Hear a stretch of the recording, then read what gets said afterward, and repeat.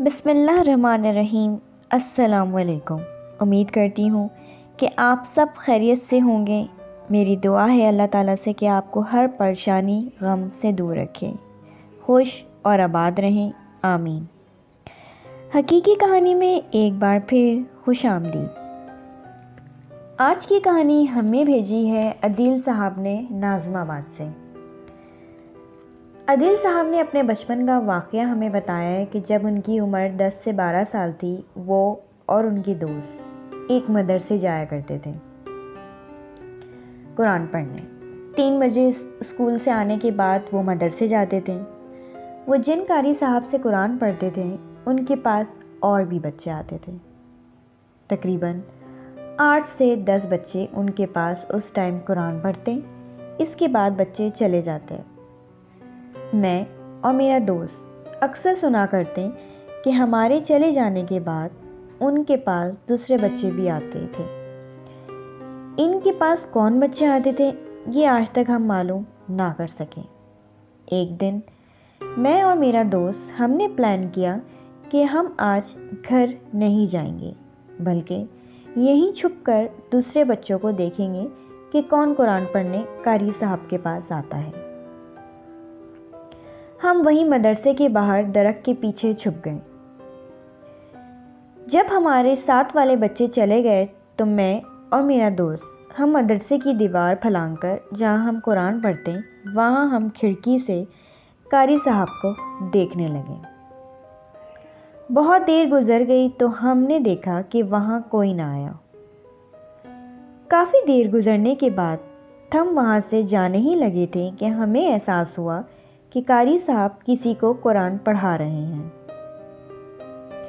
ہم یہ ماجرا کھڑکی سے چھپ کر دیکھ رہے تھے اور ہم دنگ رہ گئے تھے کہ وہاں کوئی نہ تھا، لیکن وہ جو بھی مخلوق تھی قاری صاحب کو نظر آ رہی تھی۔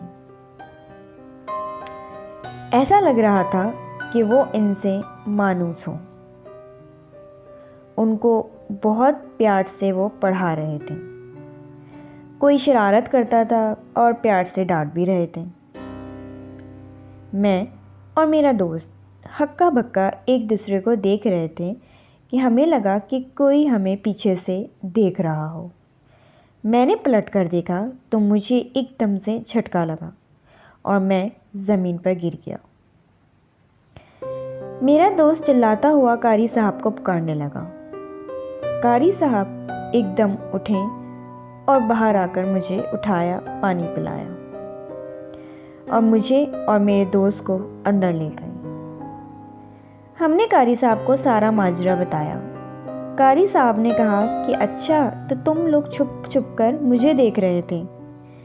پھر قاری صاحب نے بتایا کہ یہ بچے انسان کے بچے نہیں ہیں بلکہ کوئی اور مخلوق ہے جسے صرف میں دیکھ سکتا ہوں۔ وہ روز مجھ سے آ کر قرآن پڑھتے ہیں۔ ہم ان کی باتوں کو خاموشی سے سن رہے تھے اور سن بیٹھے تھے کہ اچانک پانی کا گلاس جو اسٹیل کا تھا وہ زمین پر گرتا ہے۔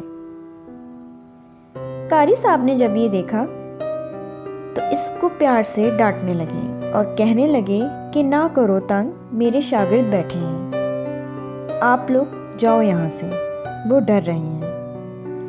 ان کے کہنے کے بعد خاموشی ہو جاتی ہے، پھر ہم لوگ بھی چلے جاتے ہیں۔ قاری صاحب نے ہمیں تنبیہ کی کہ یہ بات دوسرے بچوں کو نہ بتانا ورنہ وہ لوگ ڈر جائیں گے۔ ہم نے بھی یہ بات دوسرے بچوں کو نہ بتائی، لیکن میں اس واقعے کو کبھی نہیں بھول سکتا۔ یہ تھی عدیل صاحب کی کہانی جو ان کے بچپن میں ان کے ساتھ یہ واقعہ پیش آیا تھا۔ اگر آپ کی زندگی میں بھی کوئی اگر حقیقی واقعہ پیش آیا ہو تو ہم سے لازمی شیئر کریں۔ ہمارا ای میل ایڈریس ڈسکرپشن میں موجود ہے۔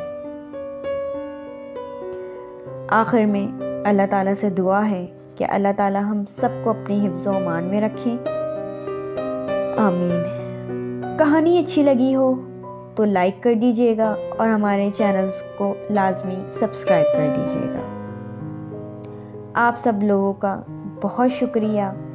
ملتے ہیں اگلی کہانی میں. اس وقت تک کے لیے اللہ حافظ.